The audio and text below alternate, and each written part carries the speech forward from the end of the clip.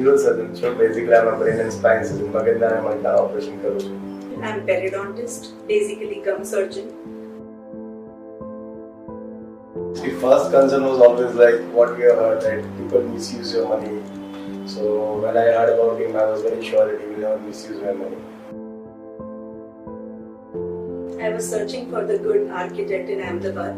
So I googled best architects in Ahmedabad and so his name was there. The balcony is my favorite space because of this swing, because of this sitting arrangement. It has become cozy. I think the family room is very elegant. Never expected it will look so unique, because when they were making the process, I was always worried that no, this is not going good. It was coming to my mind, but then the final product is really different. Our neighbors, they share with us that we are following your architect, we are picking things and we are telling our architect, you do in this way, that way. Honestly speaking, it has come out very well. I never expected it to be so good.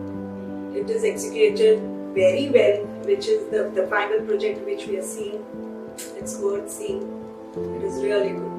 મારે ખાલી એટલું જોવાનું હતું કે whether my money was worth spending.